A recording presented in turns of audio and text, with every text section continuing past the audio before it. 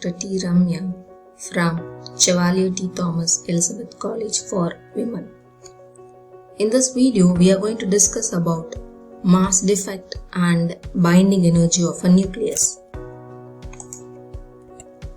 Mass defect is represented by del M, and it is the difference between the assumed nuclear mass and real nuclear mass.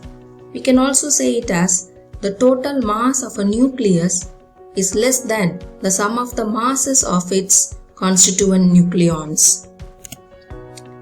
The nucleus is present at the center of an atom, and inside the nucleus we have two types of particles, positively charged proton and neutral neutrons.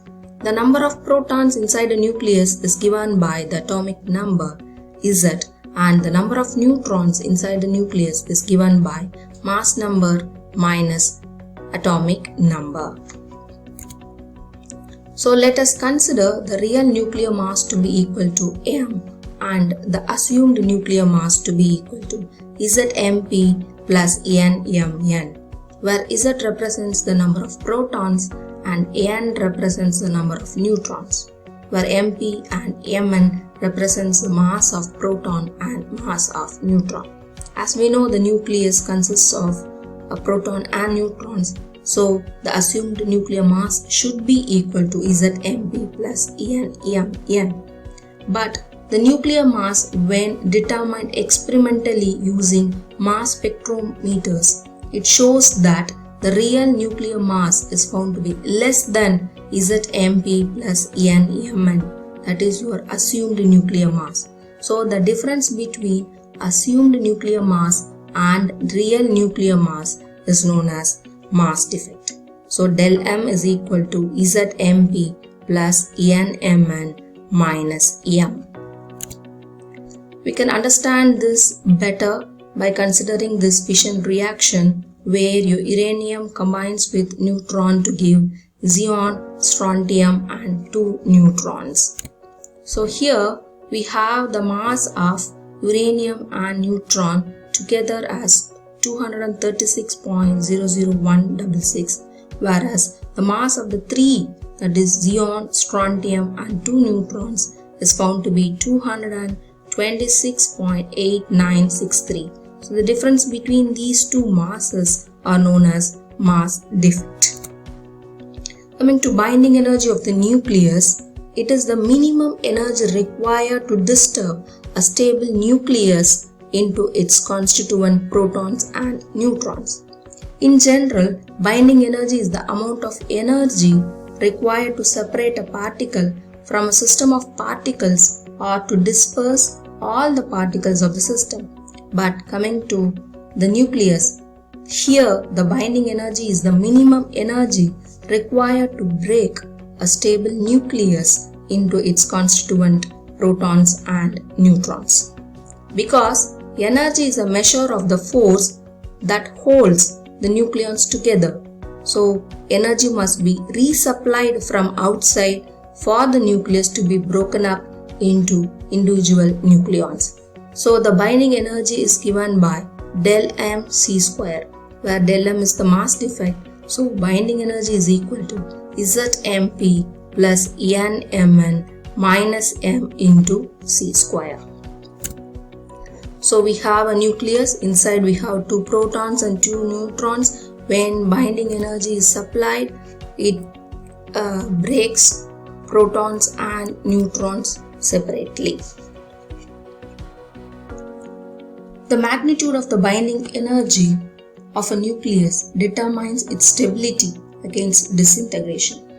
If binding energy is found to be greater than 0, the nucleus is stable and energy has to be given from outside to disturb it.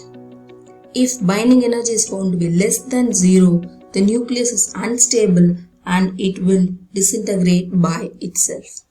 So here we can calculate the binding energy of an alpha particle. Alpha particle is nothing but the nucleus of helium atom, which consists of 2 protons and 2 neutrons. So the mass of 2 protons and 2 neutrons together is equal to 4.0318, whereas the mass of alpha particle is found to be 4.0028. So the difference between them is 0.029, which is the mass defect, which is converted into energy, and the binding energy becomes 26.999 meg electron volts. So here we have the binding energy per nucleon. It is the total binding energy of the nucleus divided by the number of nucleons in the nucleus. So we have a graph between mass number and binding energy. So the binding energy per nucleon is a measure of stability of a nucleus. Larger the binding energy per nucleon, more work has to be done to remove nucleons from the nucleus, which means the nucleus is more stable. So here we can see the curve rises steeply until it reaches around 8 meg electron volts, very near iron, which is A is equal to 56. The peak value suggests that iron nucleus is the stable nucleus in nature. Then the curve slowly drops. The reason for the graph to rise then to a steep down or decline at lower value of A is attractive nuclear forces between nucleons dominate over repulsive force between protons when the value of A is low. But at high values of A, the repulsive force starts dominating, and hence the nucleus breaks apart and then holding it together. Here it rises steeply, after that it starts declining. So we have fusion here and we have fission process here. Hope you understood about mass defect and binding energy of a nucleus. Thank you.